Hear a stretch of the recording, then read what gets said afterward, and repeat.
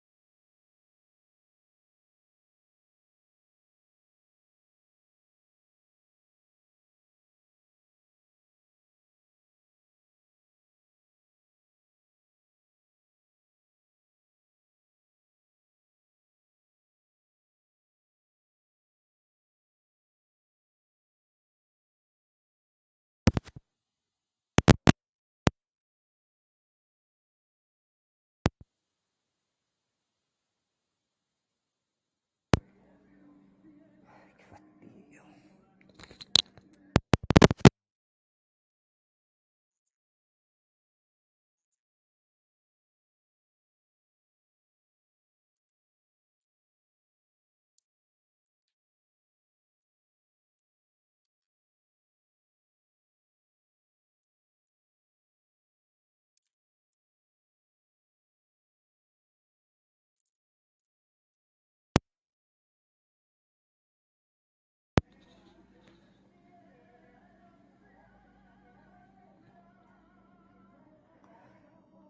¿Me escuchan?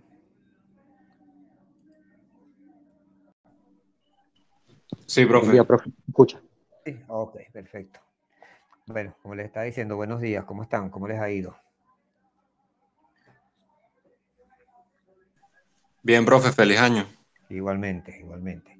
Aaron, estoy pendiente con el correo que me mandaste. Lo que pasa es que he estado full, ¿ok? En cualquier momento lo respondo. Ok. Ok, bueno, entonces, dudas, las dudas que tengan sobre esta primera parte del tema 2, que es demanda de dinero. Okay, para el domingo lo que vamos a evaluar es el módulo 1 y el módulo 2. Y el examen largo es la semana que viene, el otro domingo, que ya irían los 3 módulos. ¿Okay? Entonces, ¿qué es lo que vamos a evaluar aquí? La demanda de dinero keynesiana y la velocidad de circulación del dinero y el material teórico, que es las perspectivas históricas de la demanda de dinero. Okay, esos son los tres temas que van para este examen corto. Bueno, si tienen alguna duda, algún comentario adicional a lo que ya está planteado allí, recuerden que pueden revisar cualquier libro de macroeconomía, porque casi todos los libros de macroeconomía traen ese tema, pues.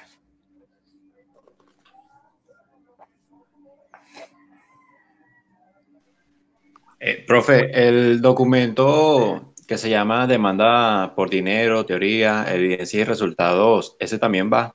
¿O eso Sí, sí. simplemente?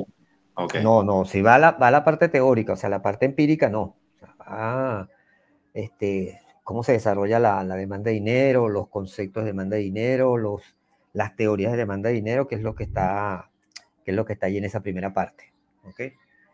Entonces ahí lo que hay que entender de ese documento es cómo ha evolucionado el concepto de demanda de dinero, pues, a partir básicamente de la teoría cuantitativa del dinero. ¿Okay? Entonces, los diferentes teóricos, las diferentes teorías que están allí en cuanto a qué elementos se definen como demanda de dinero en ese contexto teórico. ¿Okay? Después el otro módulo es la demanda keynesiana, pues, que es lo que realmente nos interesa. Pues, o sea, cómo Keynes desarrolló e implementó la demanda de dinero y cuál es el aporte fundamental de la demanda de dinero keynesiana. Pues, en este caso, el aporte fundamental de Keynes allí es haber cohesionado tanto el mercado de dinero como el mercado de bonos, porque en la teoría clásica, en el modelo clásico, el mercado de dinero estaba por un lado y el mercado de bonos estaba por el otro. ¿Okay?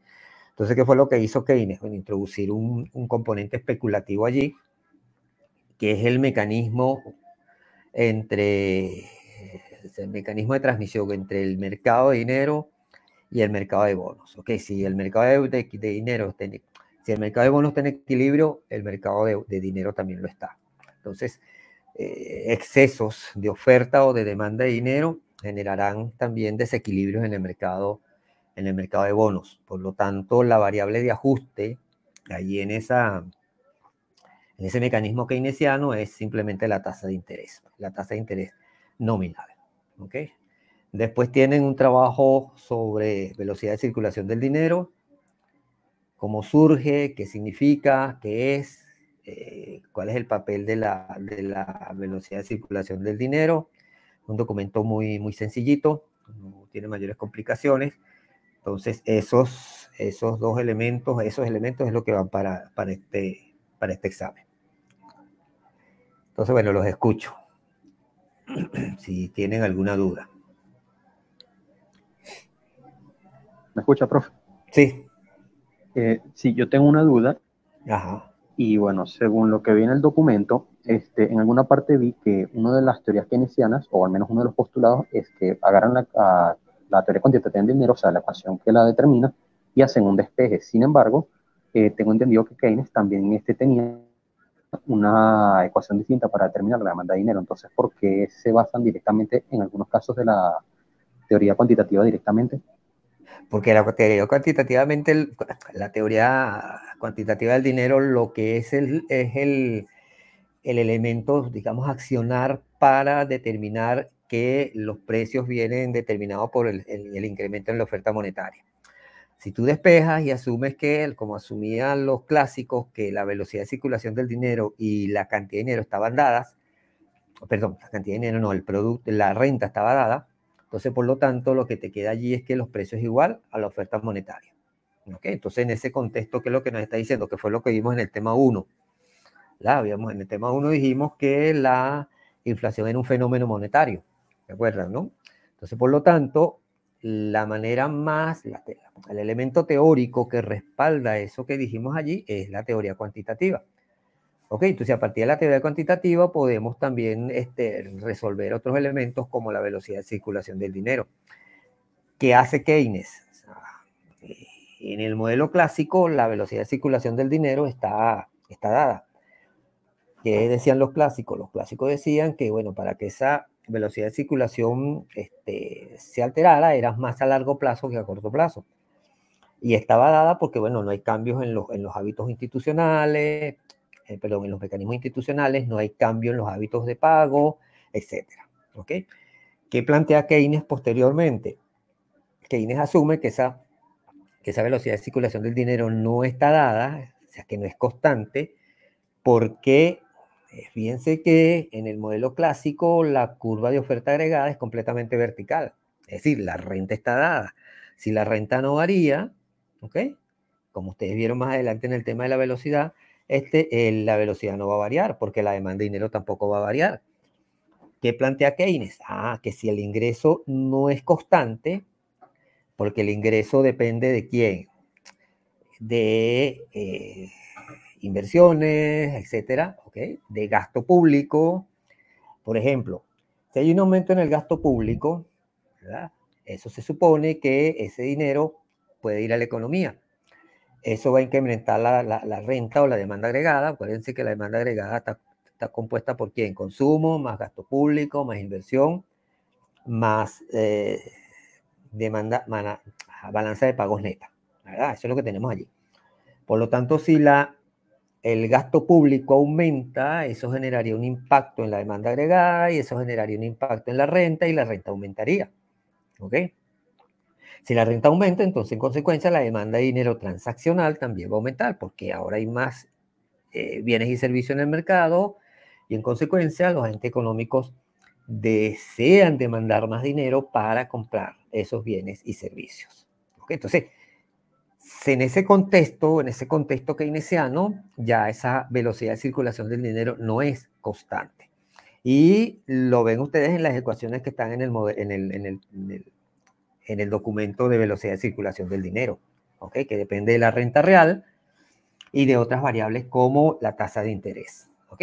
Y esas variables no son constantes. En el modelo clásico, repito, modelo clásico, la velocidad de circulación del dinero es constante porque la renta también la suben constante, ¿ok? Entonces, ahí hay ese elemento, Zeus, ¿ok?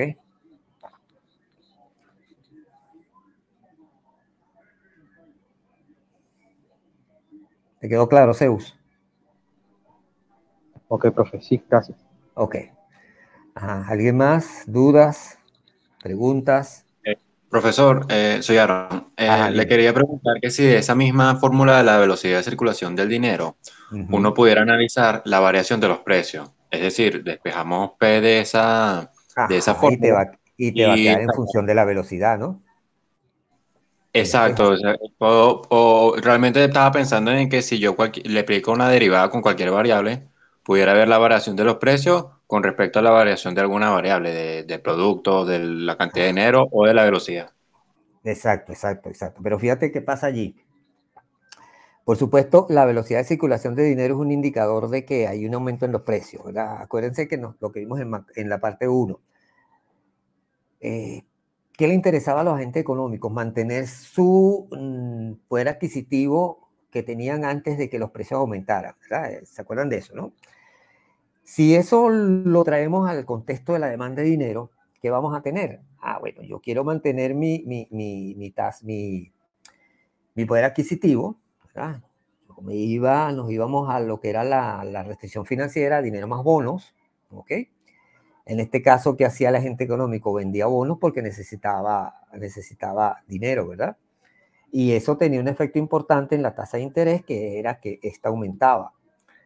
En consecuencia, si esa tasa de interés aumenta y asumimos que el modelo keynesiano es correcto, es decir, la demanda de dinero keynesiana es función de quién, de la renta y de la tasa de interés, ¿verdad?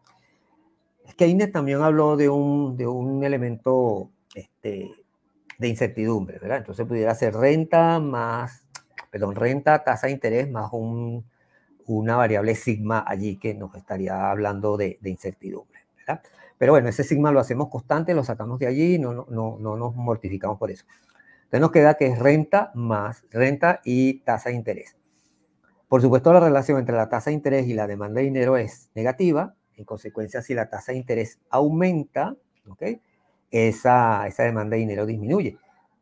Pero como ustedes vieron en el documento, ¿verdad? La velocidad de circulación del dinero está determinada por quién, por la renta y por la tasa de interés.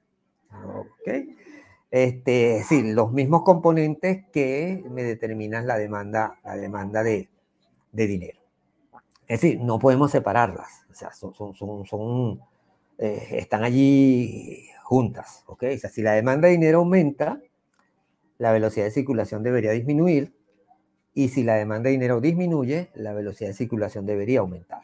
¿Ok? Pero por supuesto, eso va a estar condicionado al comportamiento de la renta y de la tasa de interés. ¿Ok? Entonces, ¿qué pasa? ¿Qué fue lo que vimos nosotros en el tema 1? Que a medida que los precios aumentaban, ¿verdad? La tasa de interés nominal también aumenta. ¿Ok?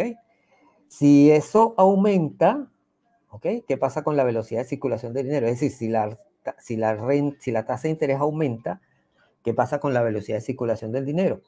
Aumenta porque la demanda de dinero está disminuyendo. ¿Ok? Si está disminuyendo, eso implica que hay menos que una moneda o un billete, ¿ok? Una unidad monetaria va a rotar más veces en esa economía porque hay menos dinero en circulación. ¿Ok? Por lo tanto, la velocidad de circulación aumenta. En este caso, si la inflación aumenta o los precios aumentan, esa velocidad de circulación del dinero aumentará. Si los precios son bajos, si los precios no sufren alteraciones fuertes, ¿ok? Esa velocidad de circulación del dinero, no digamos que va a ser constante, pero no va a aumentar de manera significativa. Entonces, sí hay una relación importante entre velocidad de circulación y precios. ¿Ok, Aaron? Ok. Ese concepto de velocidad de circulación del dinero tienen que tenerlo claro porque lo vamos a trabajar en la última unidad, ¿ok? En los procesos inflacionarios derivados de financiamiento del déficit con expansión monetaria. Que eso lo vamos a trabajar allí y tienen que tenerlo claro. Aunque de todas maneras, en el otro tema lo vamos a retomar con otras, con otro concepto, pues el de velocidad de circulación del dinero. ¿Ok? Ajá, ¿más dudas? Profe, ¿Te quedó disculpe, claro? no Ajá.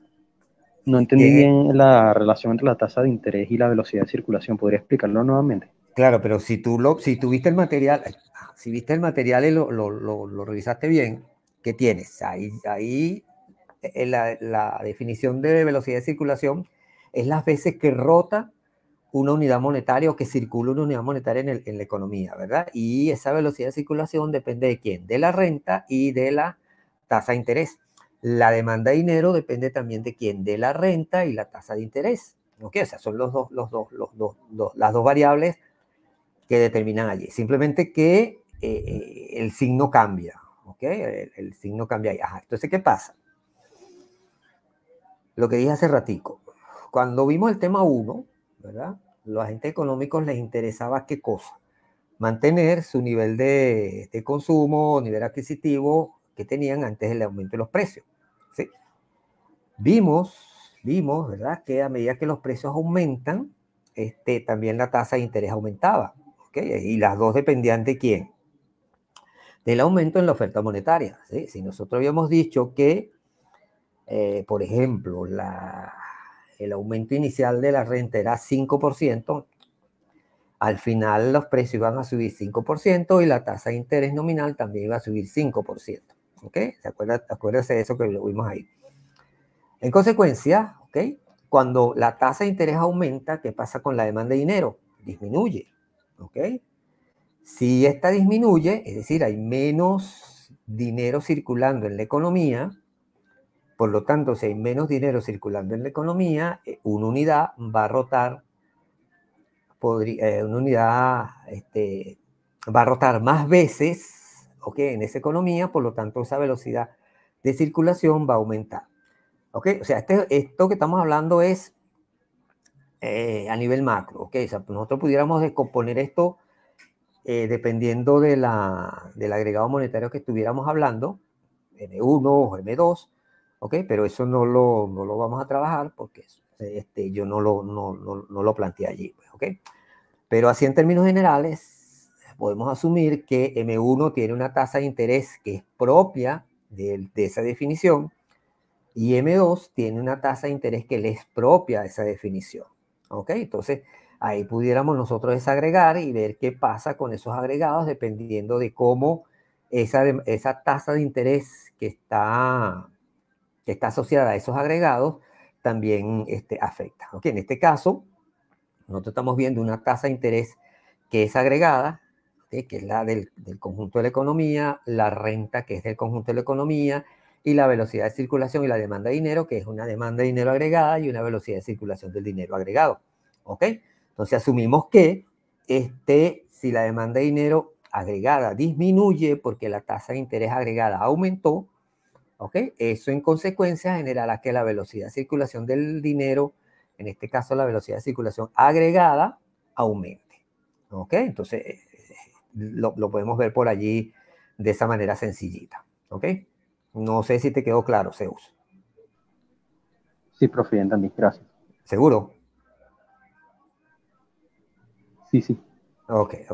Ajá. Elizabeth me está preguntando por aquí. ¿Podría explicar la ilusión monetaria, por favor? Ajá, pero eso lo vimos en el tema 1, Elizabeth.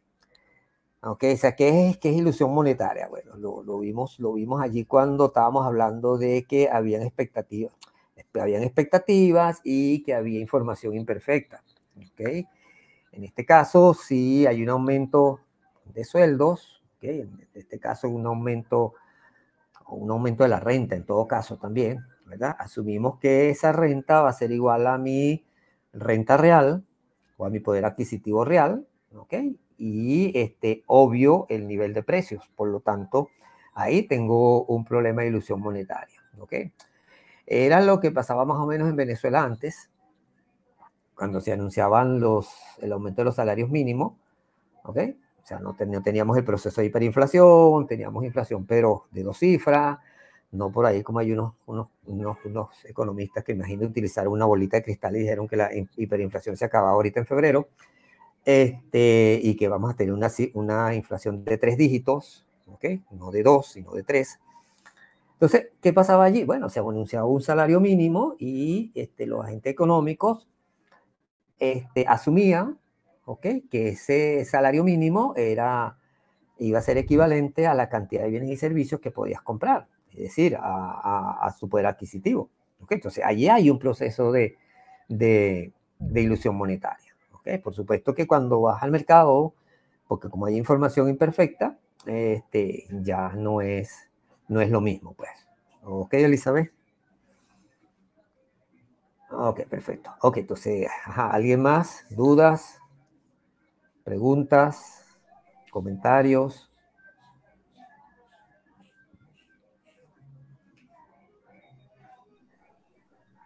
Sí, profe. Todas las teorías de demanda de dinero que están en el campus virtual, tanto la cuantitativa como la keynesiana y todas las otras, funcionan así también cuando la curva de oferta monetaria es horizontal o tiene pendiente positiva. No necesariamente, porque eso depende del contexto en lo que estés ubicando. Por ejemplo, la de Friedman no se define de esa manera, porque Friedman tiene otros componentes que condicionan, otras variables que condicionan la demanda de dinero, pues, ¿ok? O sea, en este caso, solamente hacemos ese contexto para la teoría keynesiana porque incluso algunas otras teorías no te hablan de mercado de bonos, ¿ok? Sino, entonces, el único, y generalmente cuando uno estudia la demanda de dinero, se refiere al contexto macroeconómico keynesiano, la teoría keynesiana, que es la que se maneja con más detalle porque hay una variable que es ingreso y una variable que es tasa de interés, que son los elementos que pueden determinar. Es decir, fíjate que hay allí. Ahí hay una toma de decisiones. Renta, tasa de interés, ¿ok?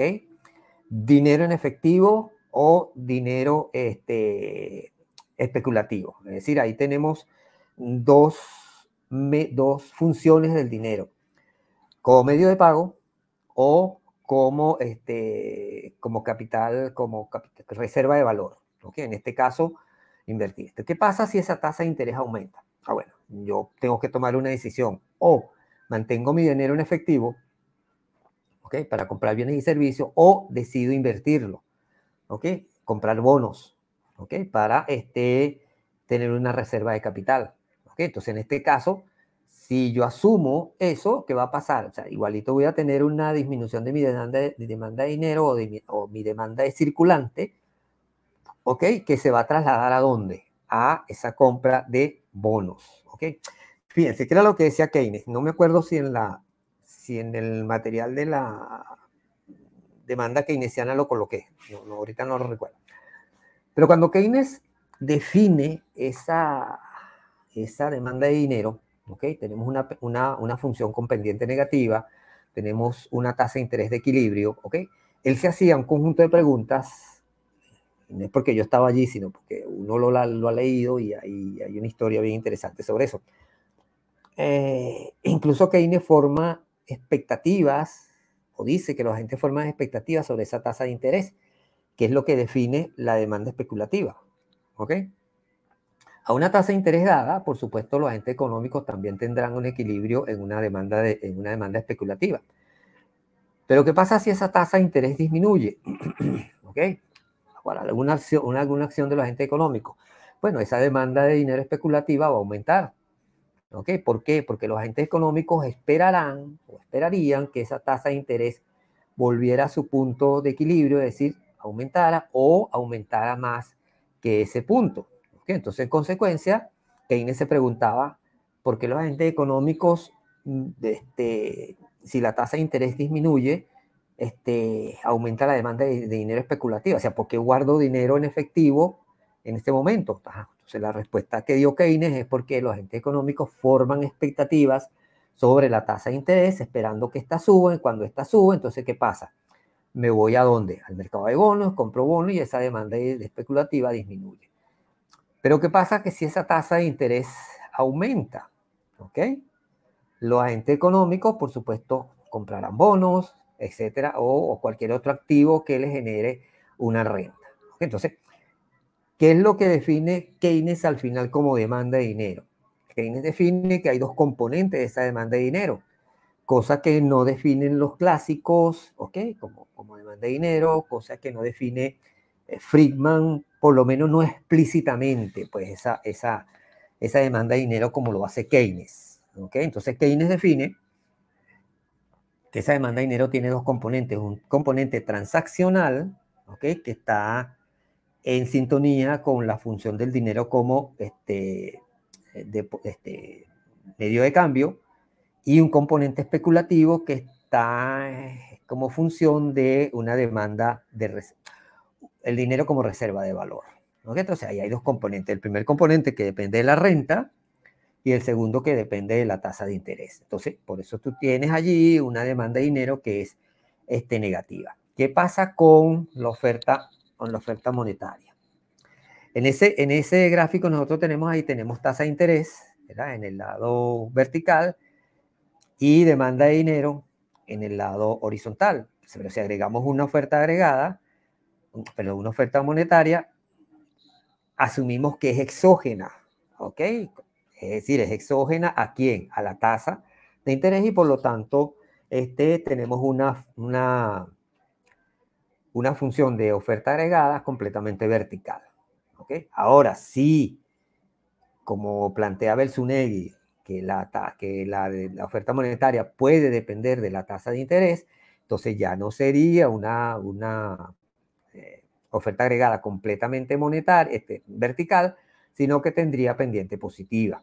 ¿Ok? Entonces ya ahí esa oferta monetaria no es exógena, sino que es endógena. ¿Ok? Entonces, pero igualito pudiéramos hacer el análisis, porque partimos de la oferta monetaria vertical, un aumento en la oferta monetaria, ¿verdad? Trasladará a la derecha esa línea.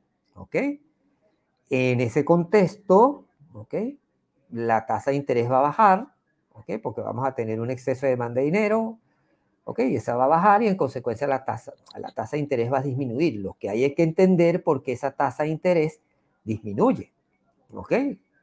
Disminuye para ubicarse con un aumento en la demanda de dinero, ¿ok? Nos trasladamos a lo largo de la función de demanda de dinero, con una menor tasa de interés, ¿ok? En ese contexto que tenemos allí. Entonces, ¿qué es lo que demuestra esa gráfica? Es cómo se determina el tipo de interés en el modelo keynesiano, ¿ok? En el contexto de oferta y demanda de dinero keynesiano, ¿ok? Que es lo que hace que el modelo esté en equilibrio, ¿ok? Porque cuando hay un aumento de la oferta monetaria a ese nivel de tasa de interés inicial, se produce un desequilibrio. Y el desequilibrio es un exceso de oferta de dinero. ¿Ok?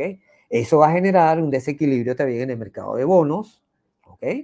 Y ese desequilibrio se corrige en este caso, con una disminución de la tasa de interés o un aumento de la tasa de interés. En todo caso, el ajuste allí va a venir por la tasa de interés en ese contexto. Entonces, esa gráfica lo que nos sirve es simplemente para ver cómo se determina la tasa de interés en el contexto keynesiano.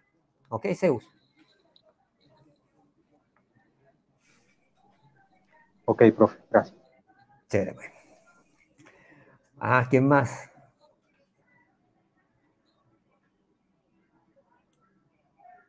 Hay unos cuantos conectados, pero no escucho sino solamente a Aaron y a Zeus. Quisiera escucharlo a los demás.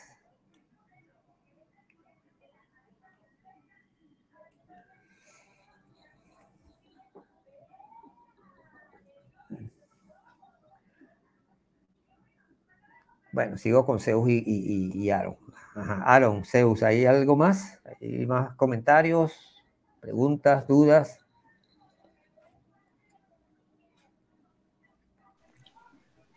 Profe, yo le quisiera preguntar en la fórmula de la velocidad de circulación de dinero, Ajá. que si eso aplica, o sea, mejor dicho, yo pudiera hacer un análisis, digamos, a nivel mundial de todas las economías con esa fórmula, o eso simplemente sería por economía, o digamos, por ejemplo, quiero hacer un análisis aquí de Venezuela y un análisis de Estados Unidos. Ujú. Si hay Eso, datos, sí. O si hay datos, lo puedes hacer. O sea, si tú consigues la información de la demanda de dinero, de las tasas de interés, etcétera, porque incluso eh, yo no recuerdo si en el libro de Sasla Rine hay cifras. Yo creo que ellos tienen unas cifras ahí de la velocidad de circulación del dinero a nivel de algunos países. ¿Okay? Hay algunos países que en sus bancos centrales puedes conseguir esa información. Lo otro también es calcularla, pues. ¿Okay? Ahí sí. Por eso te digo, lo puedes hacer. ¿Sabes? Ahí no hay limitaciones. La única limitación que hay es las cifras.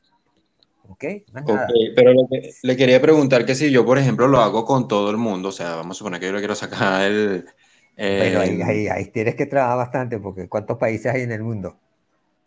sí, no, pero la pregunta es que si no me genera un choque en el que digamos que los distintos países tienen producciones distintas, tienen velocidades distintas, ¿cómo haría en Exacto. este caso?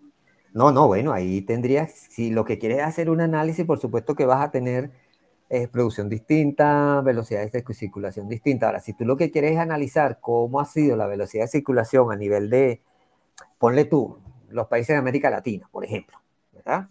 Tú lo puedes hacer y vas a tener diferentes velocidades de circulación, ¿ok? Puedes tener que en países donde tengas un proceso hiperinflacionario, por ejemplo Argentina, la velocidad de circulación de repente es mayor, ¿ok? Si tienes que compararla con algo, ¿ok? O sea, tampoco vas a construir una serie de tiempo, pero tienes que compararlo con algo, pues, ¿ok? O sea, no sé, compararlo con los países de Europa, no sé, algo que te diga a ti, ah, ok, la inflación de Argentina es mayor que, o con el promedio de América Latina también, pues, o sea, entonces, claro, ahí tendrías que, si quieres hacer un análisis más serio, tendrías que irte a ver cuáles son las causas que están generando que en Argentina, por ejemplo, la velocidad de circulación sea más alta, ¿ok? Entonces, pero podrías sacar un promedio de América Latina, ¿ok? Como se hace cuando se hacen los cálculos de inflación, sacas un promedio de América Latina y en función de ese promedio, que es generalmente lo que hacen los economistas, ¿ok? Ves, bueno, la inflación promedio de América Latina fue de tanto por ciento el año pasado, por ejemplo. Ahorita por ahí salieron unas cifras, ahorita no las recuerdo, creo que el promedio es 4, 3, 4, por ahí anda. No, ahorita, o sea, estoy tirando flecha porque no recuerdo la cifra, pero coloquemos que sea un 4%, ¿verdad? Entonces tú vas a tener países que están por debajo de ese promedio y países que están por encima de ese promedio. Entonces eso te sirve a ti simple y llanamente de comparación. Por ejemplo, Venezuela el año pasado cerró en 600 y pico la tasa de crecimiento anual de inflación. Argentina creo que está por el 60%. ¿Okay? Colombia está por debajo, estaría por debajo de ese promedio, si es que es ese promedio que estamos tomando. ¿Okay? Entonces vas a tener países que están por debajo de ese promedio. Entonces, en ese caso también lo puedes hacer para la velocidad de circulación del dinero. Ahora, ¿qué es lo que te va a decir eso? Eso tienes que evaluarlo en función de cómo ha sido la política monetaria de esos países también, pues, ¿ok? Para que lo veas en un contexto mucho más amplio, pues, ¿ok? Entonces, ok. Bueno, la velocidad de circulación en tal sitio es más alta que la del promedio. Bueno, entonces ahí tendrías que ver qué pasó con los precios, qué pasó con la política monetaria, etcétera. ¿Ok? Ok, profe, muchas gracias. Ajá, Zeus, ¿alguna otra pregunta? ¿Alguna otra duda? Sí, profe, ¿sería medible o se puede quizás sacar algún argumento económico financiero al respecto, medir la velocidad de circulación, pero de alguna criptomoneda? Mira, ahí sí no sabría decirte, porque yo no sé si cómo medir eso. Ahí tendrías que preguntarle a alguien que maneje criptomonedas, pues, a ver o sea, cómo se puede hacer la velocidad, porque no sé hasta qué punto este, qué factores, si son los mismos factores que te pueden condicionar la demanda de dinero, pues. ¿Okay? Porque acuérdate que ahí yo no sé si pudiéramos decir que tenemos los mismos elementos de la demanda de dinero tradicional. O sea, si tenemos renta y tasa de interés. Acuérdate que ese es un concepto totalmente nuevo, un concepto diferente a lo que hemos venido tratando. Por lo tanto, no creo que se pueda aplicar, pero lo puedes intentar, a ver. O sea, lo único que te digo es que te asesores con los que manejan ese concepto de criptomoneda y esas cosas, pues. ¿Ok? Ok, profe, gracias. Ajá, ¿alguien más? ¿Comentarios? ¿Dudas? Yo quería hacer un comentario del examen, ¿no? Yo sé que ustedes están en quinto semestre y que generalmente a estas alturas de la vida no se han conseguido con algún profesor que los oriente, que los guíe, etcétera, ¿no? Pero bueno, conseguí algunas cosas en el examen que me llamaron la atención, por ejemplo, copias de internet, etcétera, ¿no? O sea, en algunos casos los dejé pasar porque, bueno, eran cosas eran frases, eran algunos elementos, ¿no? En algunos otros casos les quité un punto, pues, por eso, ¿no? Tampoco es que los iba a castigar enormemente porque tenían algunos elementos de internet, ¿no?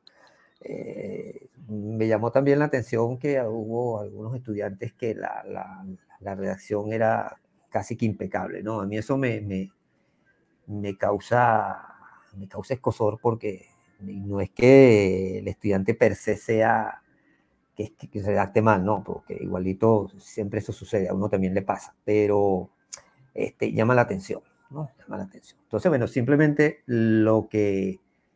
y esto es un consejo porque ustedes tienen que elaborar una tesis de trabajo de grado, ¿okay? A ustedes les toca ver metodología más adelante también, y es importante que revisen la bibliografía. O sea, si tienen que hacer algún trabajo, y esto da también para el examen, revisen la bibliografía, traten de redactar con sus propias palabras, ¿ok? Yo sé que a veces es difícil, más para un estudiante de quinto semestre. Bueno, para los que están también arriba es complicado. A mí me han llegado tesis que lo que provoca es borrarlas de la bandeja, ¿no? La redacción es horrible y hay copias por todas partes. Pero la idea es que ustedes traten de redactar por ustedes mismos, ¿ok? Bueno, sí, tuviste un problema aquí con una palabrita. Bueno, está bien, o sea, no hay problema, pero que sea la redacción de ustedes, ¿ok? No se pongan a estar buscando en internet. Les voy a mandar de todas maneras las normas APA para que se vayan familiarizando con ellas, ¿ok? Pues cuando lleguen a hacer metodología y lleguen a hacer trabajo de grado, es importante. Ahí la originalidad es importantísima. ¿Ok? O sea, la redacción de ustedes, sus propias palabras. Yo entiendo que hasta ahora ustedes no han realizado ningún trabajo en la escuela. Y la escuela tiene un error horrible allí, hay un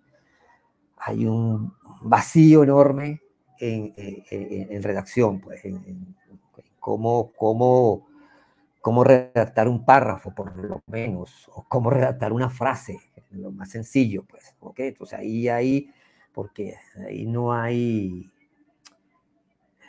no se mandan a hacer trabajo, pues, no se mandan a hacer trabajos escritos que se revisen, que se le diga al estudiante, mira, tú tienes un error aquí, esto está copiado de internet, esto no lo puedes hacer, trata de redactar de esta manera, etcétera, etcétera, etcétera. Eso no lo hace, ¿no? Entonces, por lo tanto, yo no voy a convertirme aquí en acusador.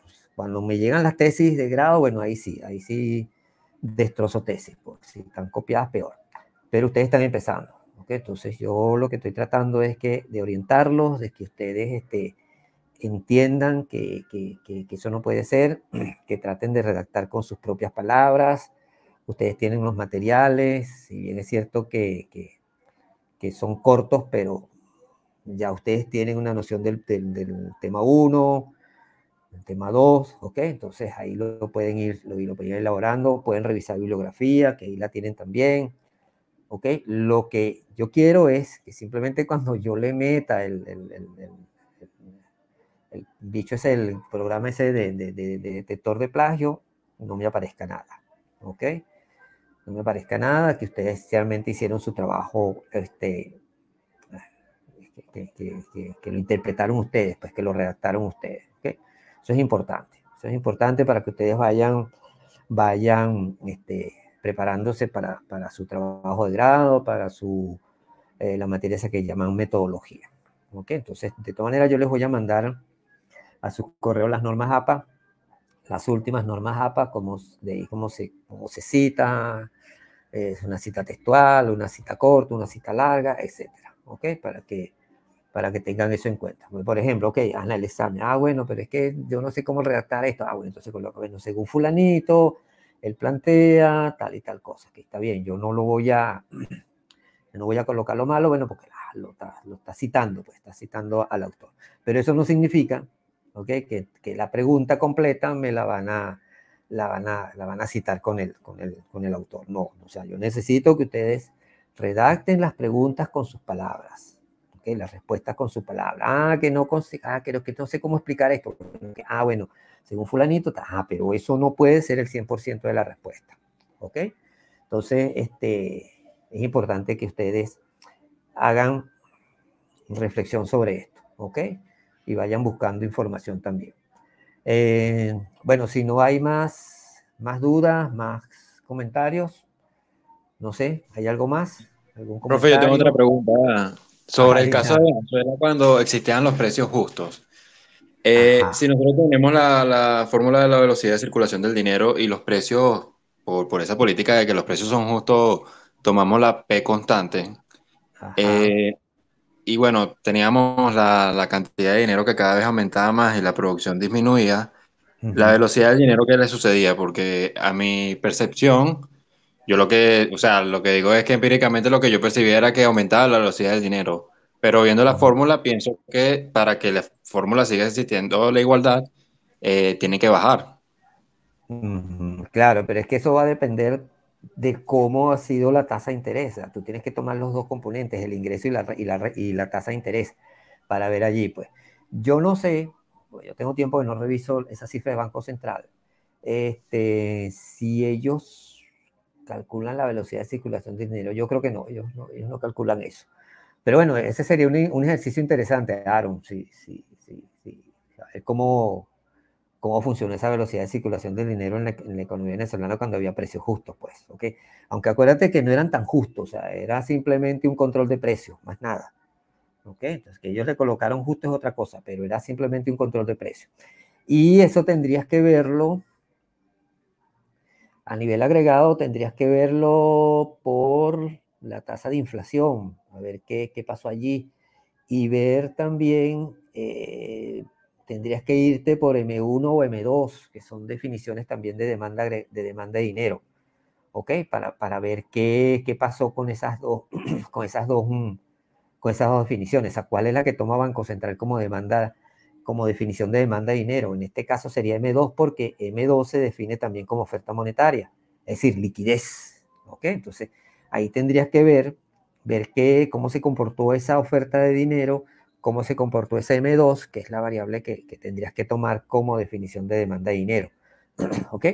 Y en función de eso, ver si lo que está en la fórmula se complementa, es válido para Venezuela, pues. ¿Ok?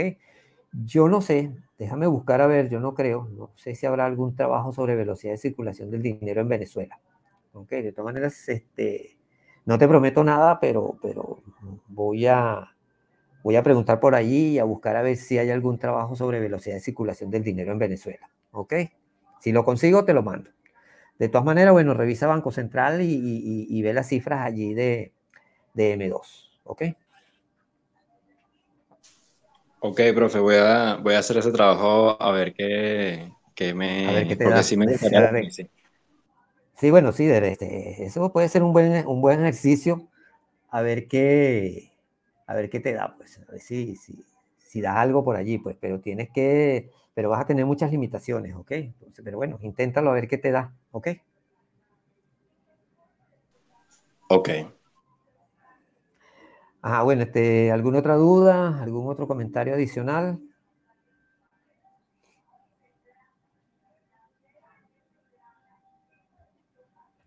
Bueno, entonces el examen es el domingo. Creo que voy a montar 4 o 5 preguntas, opciones de verdadero y falso y opción múltiple, ¿ok? Como siempre, 30 minutos.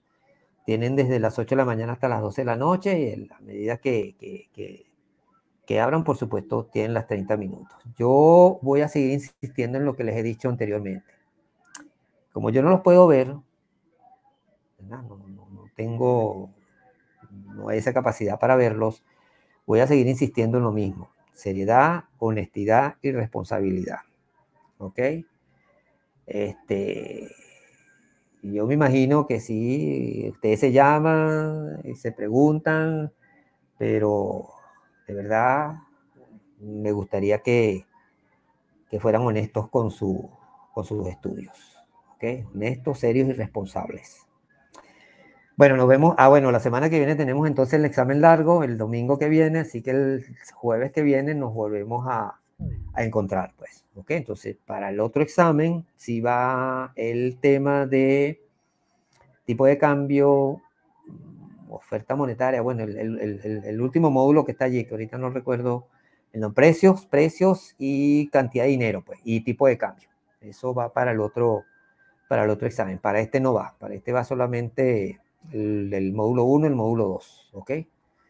Ok, entonces, bueno, nos vemos entonces la semana que viene. Queda como siempre, ahí tienen a María Ángela, la preparadora. Me pueden escribir a mí al privado si quieren, o por el grupo, o al correo si se les presenta alguna duda de aquí al domingo. ¿Ok? Entonces, bueno, nos vemos entonces, que pasen una feliz tarde y seguimos en contacto, pues. Gracias, profe. Vale, feliz fin de semana. Igualmente, que estén bien, pues.